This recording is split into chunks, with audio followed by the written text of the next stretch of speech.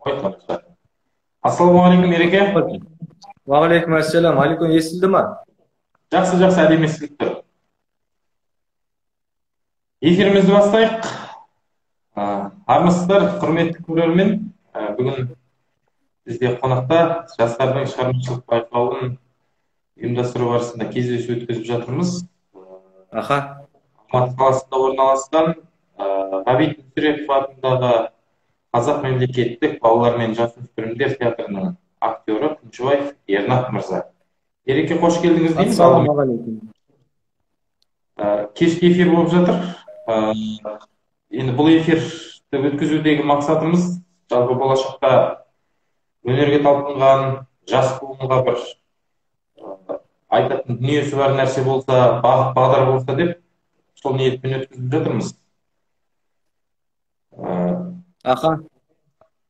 Енді Ереке, Алматыдағы бір шаңырақта қызмет атқарып жатсыз ғой? Аха. Сауалымыз мынадан бастасақ, жалпы болашақта өзін театрдан, кинодан көргісі келетін азаматтар алғашқы қадам неден бастау керек? Не істеу керек актер болу?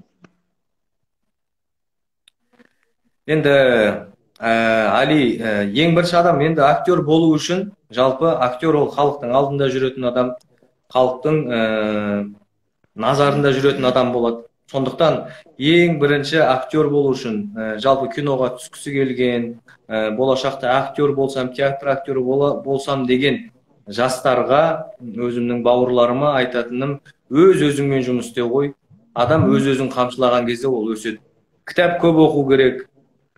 Қазақтың кітаптарын, біздің Абай атамыздың кітаптарын, Мұхтар Әуезов аталарымыздың кітаптарын, кезіндегі Төлеген Есенберлиннің кітаптары мысалы. Жақсы, тамаша. Ереке, қазір байқауымша театрдасыз ғой деймін, иә? Иә, театрда дайындық үстіндемін. Дайындық үстінде. Сағатымыз қазір былайынша айтқанда түн жарым болды. Бұл Бізде. Енді фанатизм болғанда, бұл мәселе былай ғой. Мысалы, саған тамақ керек қой. Сен тамақ табасың да. Мен осы нәрседен өзім ләззат аламын, мен өзімнің ләззатым үшін істеймін да бұл. Айтады ғой, какая работа хорошая дейді да. Самая лучшая работа это твой хобби дейді. Потому что ты там не работаешь дейді. Просто так кайфуешь дейді ғой. Сондықтан ләззат алатын жұмыспен айналысқан жақсы да, мен түн болсын жаңағы уақыттың қай мезгіліне қарамаймын жұмыс істей бергенін жақсы көремін да. Ізденіс бар, өйткені қазір дамыған заман болғандықтан қазір бір орында тұруға ешқандай бізде мүмкіндік жоқ. Бір орында тұрмауымыз керек. Күнде бір нәрседен болсын, бір баспалдақ болсын дамып отырғанымыз жөн. Қазір театрдың есіктері айқара ашық, иә? Спектакльдер жүріп жатыр. Ашық. Жақсы, тамаша. Ұзақ уақыт карантиннен кейін көрерменмен қауышу қалай болды? Енді былай ғой, карантин болғалы біз өзіміз театрға келмедік, бүткіл жер жабық болды. Былай айтқанда спортсмендер сияқты формадан шығып қалдық. Енді міне, әне-міне дегенше міне 3-4 айдың өзінде формаға келдік, халықпен кездестік, ашылуын жасадық театрымыздың. Халық театрды сағынған, өнерді сағынған. Күнде телевизордан көріп жүрген әншілер карантинде оларды көре беріп, олардан жалыққан көрінеді. Тірі организм, тірі өнерді сағынғанын мен сездім. Өйткені театр бұл бір ғана адамға байланысты емес қой. Театр бұл тірі организм, бір жерде бүткіл нәрсе жұмыс істейді.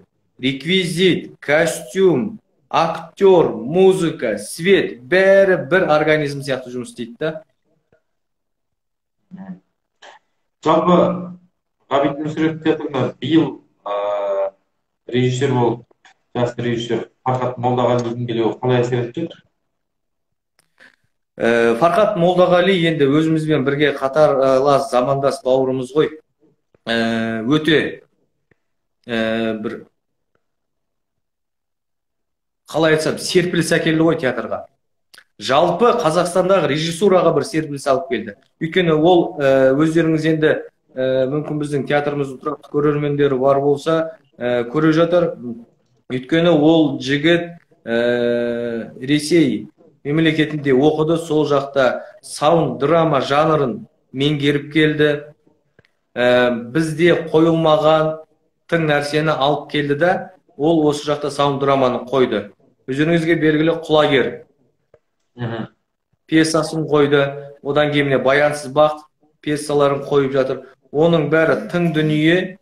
Сондықтан Фархаттың біздің театрға келіп серпіліс алып келгені, бірден бір сезілгені өзіме дәл осы сезім сезілді, былай айтқанда.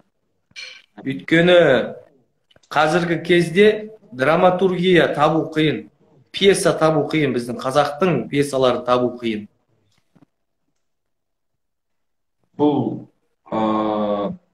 драматургтардың әлсіздігі ме, жоқ пьесалардың заманмен үндес болмауынан ба? Жоқ, бұл нәрсе жалпы енді мен бұл нәрсе прямой эфирде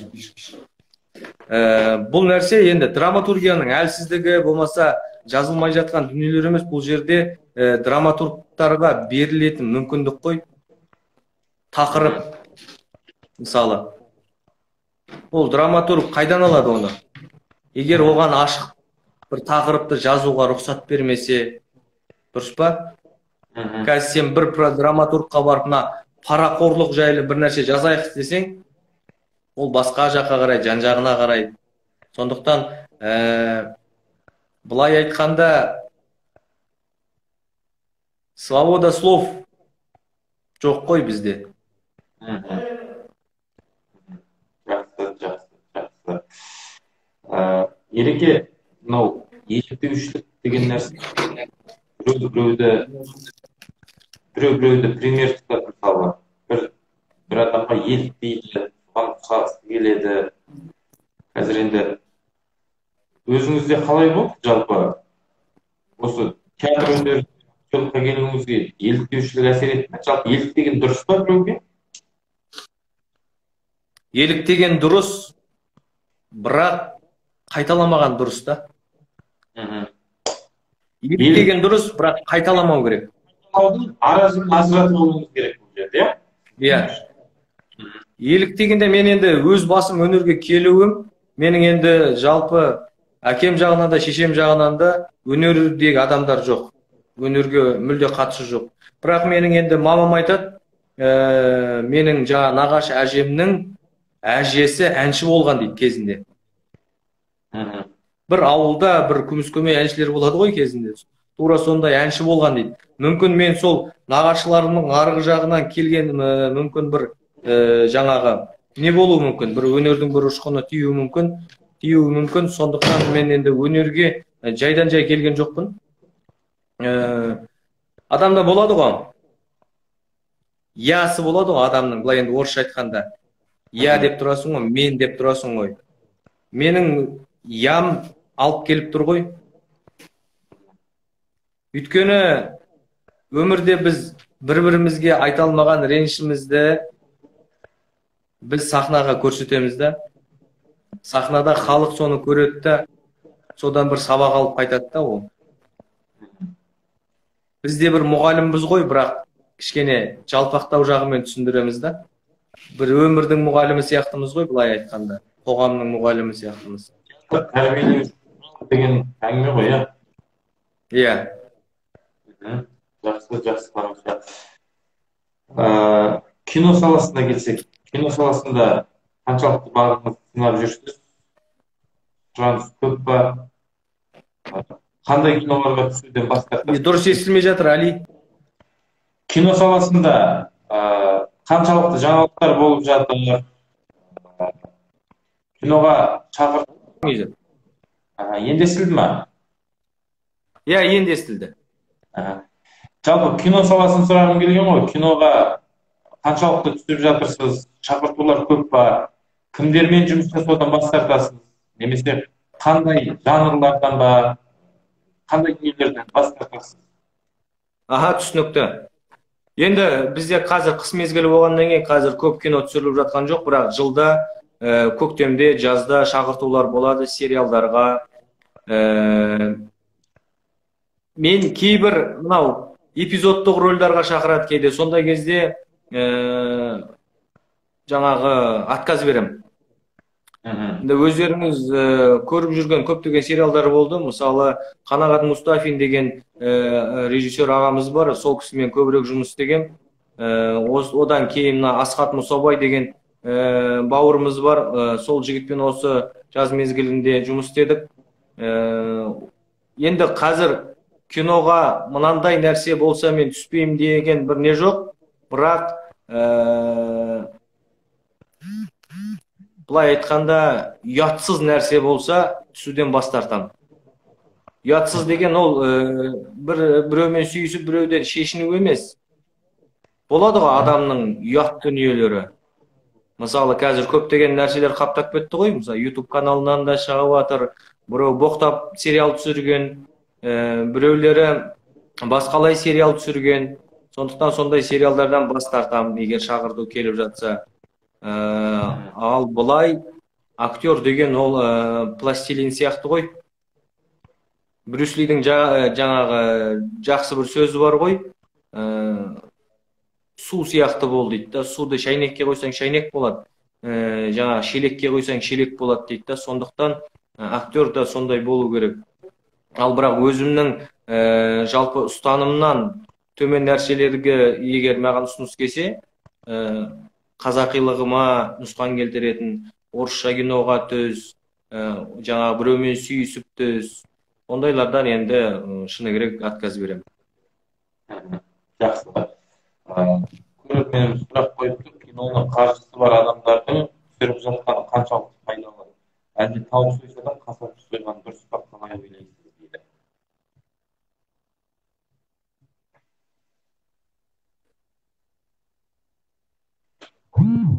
Ереке, сұрақ естіді ме сізге? Мына кино қаржысы бар адамдар түсіріп жатқаны қаншалықты пайдалы, әлде тауық сойса да қасап сойған дұрыс па, қалай ойлайсыз? Әр нәрсені маманның істегені жақсы. Оқыған, білімді адамның істегені жақсы. Тауық сойса да қасапшының сойғаны жақсы деген келіп тұр. Өйткені қаржымен біраз нәрсені шешуге болады, бірақ білім керек та. Мысалы, асханада тұрып тамақ жасай алмасаң, бір нәрсені күйдіріп аласың, бере бермейсің ғой. Сондықтан тамақ жасай білу керек сияқты да. Ал бұл да кинода былай айтқанда бір продукты ғой. Ол продуктыны дайындауымыз керек, халыққа беруіміз керек. Ал оны бір даяршы адам дайындамаса, оның сәні мен дәмі кетеді да. Сондықтан тауық сойса да қасапшының сойғаны абзал. Жақсы, тамаша. Актер ретінде театрда белгілі бір режиссерлар келген кезде рөлден отказ берген кездер болды ма, Ереке? Енді атын атамай ақ қойыңыз, жалпы болды, болмады? Жоқ, болған жоқ. Болған жоқ, иә. Жалпы ондай нәрсе болуы мүмкін ба? Болса қандай жағдайларда? Жоқ, театрда, мысалы, саған бір рөл берсе, оны шығару керексің. Өйткені біздің задачамыз сол, біздің тапсырмамыз сол. Өйткені бұл нәрсе жаңағы өзіңе сын болуы мүмкін. Одан кейін жаңағы режиссерді бетінен қағу деген де бар да. Бұл жерде біздің задачамыз, біздің тапсырмамыз берілген рөлді сомдап шығуымыз.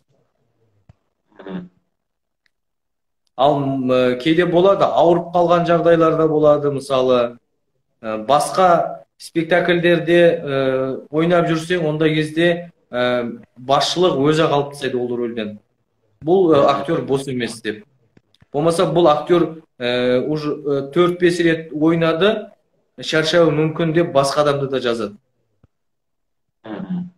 Жақсы, жақсы.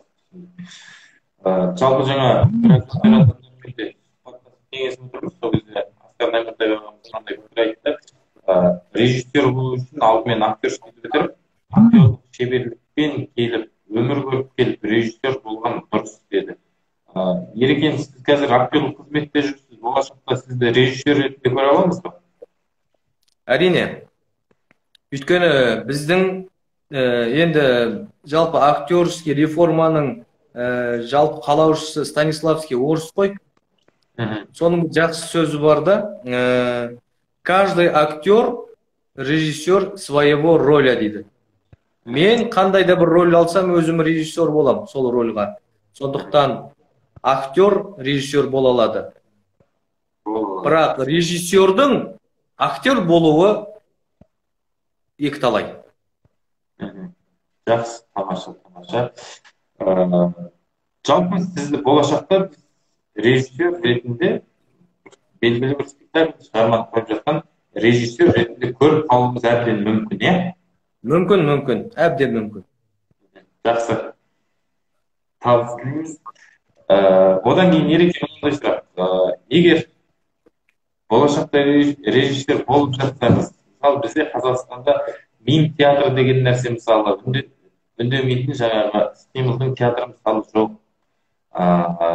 Тағы осы сияқты бір мысалы жоқ дүниелер бар да біздің әлі қазақ өнерінде, қазақ сахнасына келмеген.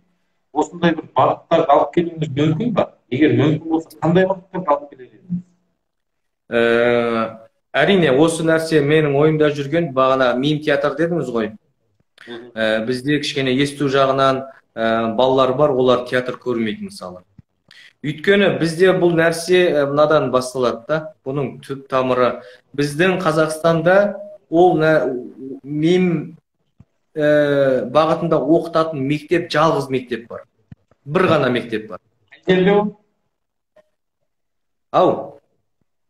Осы Алматыда ма? Иә, Алматыда. Қазақстан бойынша бір мектеп. Оқытатын, мұғалімдерді сондайға оқытатын бірақ мекеме бар. Енді қараңыз, мысалы біз спектакль ойнаймыз ғой. Мысалы жаңалықтар болып жатқан кезде бір бұрышында миммен түсіндіріп жатады. Ал неге біз сондай балаларды алып келіп, мына сахнамыздың екі жағына сондай экранды жағып қойып, біз сол нәрсені түсірмеске. Бала ана жақтан көреді жесті, мына жақтан адамның эмоциясын көріп отырады да. Бұл да енді болашақтың енді қанжығасында ғой, бұйырған күні болып жатар. Жақсы, тамаша. Кино әлде театр? Сіз үшін қайсысы ең жаныңызға жақын, қымбаты қайсысы? Мен үшін театр. Сіз үшін театр, иә? Театр. Өйткені театрда өмір сүресің да. Кино ол техниканың жұмысы ғой көбінесе. Сіз үшін театр. Кешеде режиссерлермен, актерлермен бір сұхбаттасып отырмыз. Сол кезде Сағат Әшімбаев ағамыздың сөзін айтып еді. Театр үш жақты интеллектуалдық гармония дейді да. Үш жақты рахат алады. Көрермен спектакль көріп рахат алады дейді. Актер рөлін ойнап, көрерменнің қошеметін алып, рахаттанады деп жатыр. Режиссер өзінің қойған жұмысын көріп, рахат алады дейді. Жалпы спектакльдердің соңындағы көрерменнің қошеметі поклонға шыққан кездегі рахат жері сол ма негізі? Спектакль актердің енді өзінің жан дүниесіне байланысты ғой бұл. Бірақ еңбектеніп, халықтың қошеметін алған, ол өте күшті әсер ғой. Әсер керемет. Рахаттанасыздар ғой? Бір адам шапалақ ұрса да, 1000 адам шапалақ ұрғанмен тең ғой өзіме.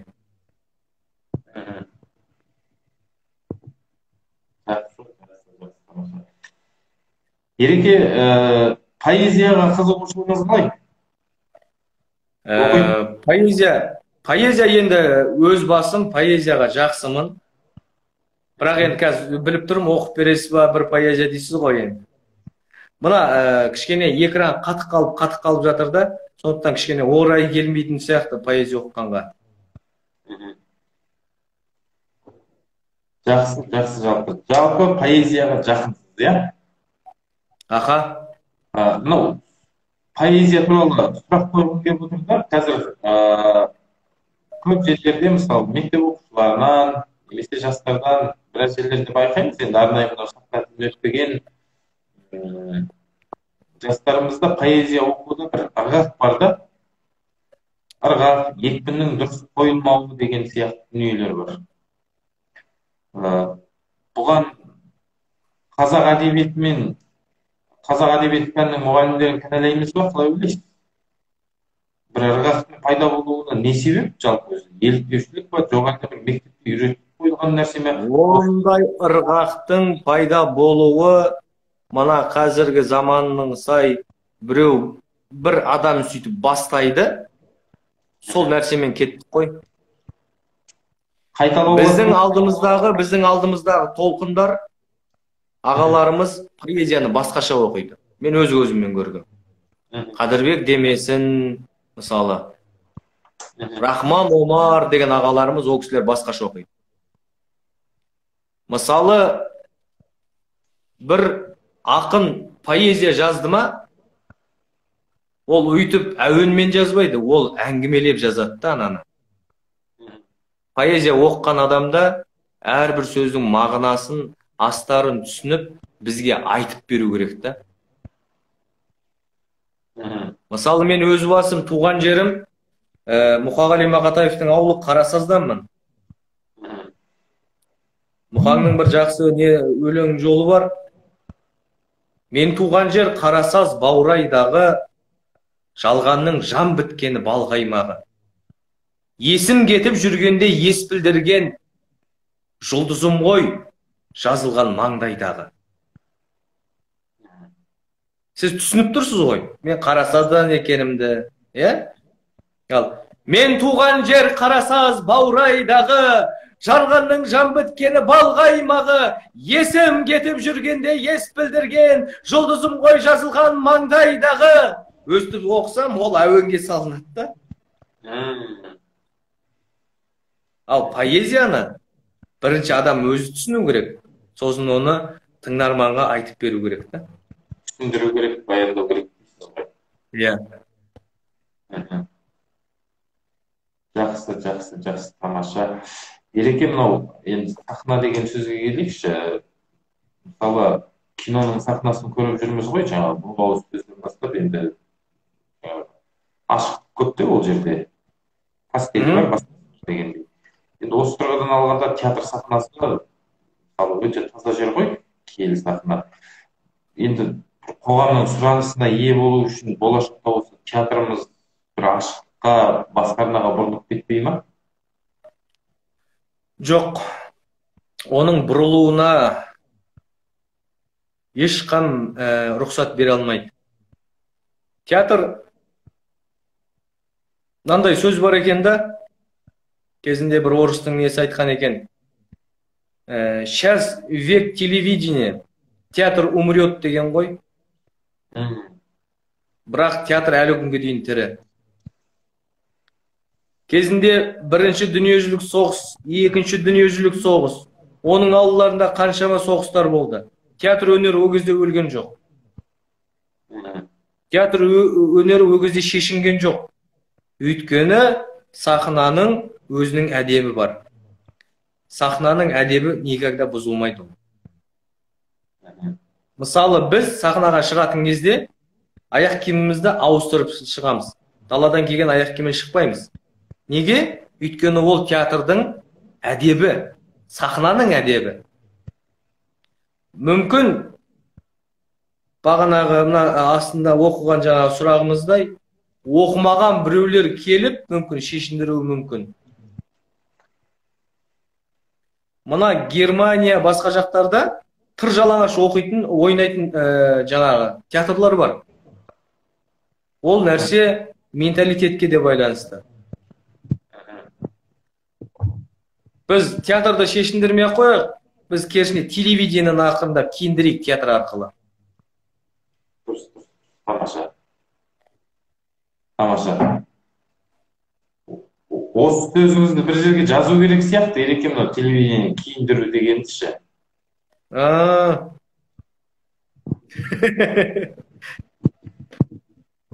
Ер жігіт Сартай деген жігіт жазып жатыр. Пақ шіркін менің сүйікті актерім дейді. ой, ол жігіт, ер жігіт менің бауырым ғой. Қазір Түркістан қаласында конгресс қолға зам директор болып орналасты. Бауырымды шын жүректен құттықтаймын. Өйткені қасындағы аттас, қасында жүрген бауырымның аты шау бәйге алып атса неге қуанбасқа. Тамаша. Таджиков деген жігіт жазды. Таджиков дейді. Театрға қандай модификация керек дейді. Театрға не дейді? Театрға қандай модификация керек дейді. Модификация? Қазір біздің театрға жалпы қазақтың театрына техника жетіспейді. Бұлай айтайыншы. Свет жетіспейді, музыка, аппаратура. Айтпай ақ қояйын, біздің театрымыздың полының өзі ескірген кәдімгідей. Кейде ол полдың өзін аяймыз. Өйткені ол жерде үлкен ағаларымыздың, өнердің жаңағы данышпандардың ізі қалған жер. Ауыстырғымызға келмейді. Бірақ қазір біздің театрды көптеген функционалды театрға айналдыру керек. Өйткені біз білеміз, Бродвейде қандай театрлар бар мысалы. 3 этаж болып ашылатын театрлар бар, сахнасы. Сахнасында фонтаны бар театрлар бар. Сондықтан осындай бір өзгеріс керек. Ол кезде, мүмкін сол кезде режиссерлардың фантазиясы ары қарай тағы да шарықтай түседі деген ойдамын. Жақсы, тақырып не жөнінде дейді. Жалпы тақырып енді жастарға бағытталар беру. Күншібаев Ернат бауырымызбен жалпы театрдың тыныс-тіршілігін өнерге бір сапар шегіп қайту негізгі мақсатымыз. Ереке, эфир соңында дәстүрлі сұрағым бар еді. Өнерге жолшыбай келдіңіз ба, жоқ жолаушы болдыңыз ба? Жолшыбай келдім. Жолшыбай келдіңіз ба? Әлі жолшыбай болдыңыз ба? Мен мектепте оқып жүрдім ғой, Әли. Сол кезде өнерге оқытады деген оқытатын орын бар екен білмегем. Мектеп бітіретін кезде телевизордан өстіп, рекламадан көріп қалып, сол бойы келген жайым бар. Өнерге аяқ астынан келдіңіз. Иә. Бағы жанған актермін деп есептейсің бе Ереке? Бағы жанған дейсің ба? Бағым жанған актермін, өйткені киелі осы театрға алғаш қадам бастағанда ең бірінші режиссерім, ең бірінші осы жалпы актер болып, театрдағы актер болып қалыптасуыма марқұм Жанат Хаджиев деген біздің қазақтың маңдайына біткен ұлы бір режиссер болған, марқұм болып кетті ол кісі. Сол кісі мені ең бірінші Ант деген спектакльге Ақауи Ақтановтың несі пьесасы. Сол кісінің режиссерлығымен сол пьеса қойылды. Сол кезде сол кісімен жұмыс істеу бақыты бұйырды. Мен сондықтан ойлаймын, мен бағым ашылған, бағым бар, актермін деп енді өзімді. Жақсы, тамаша, Ереке, көп-көп рахмет. Бүгін бір жақсы сұхбат болды ғой деп ойлаймын. Енді қазір сіз әлі театрдасыз, ары қарай жасайтын жұмысыңыз бар. Иә. Жұмысыңыздан қалдырмай босатпайық, біздер де жұмысыңызды аяқтап, отбасымыз ошаққа сіздің жанына тезірек қайтыңыз. Иә. Рахмет, Али, сіздің де жұмыстарыңызға табыс тілеймін. Жалпы бәріміз бір болайық. Тамаша, жақсы. Адам болғаннан кейін бәріміз бір болайық. Амандық болсын. Жақсы, аман болыңыз. Табысты болыңыз. Табысыңызға береке. Рахмет. Жақсы, амандықта болайық. Эфирді аяқтайық, құрметті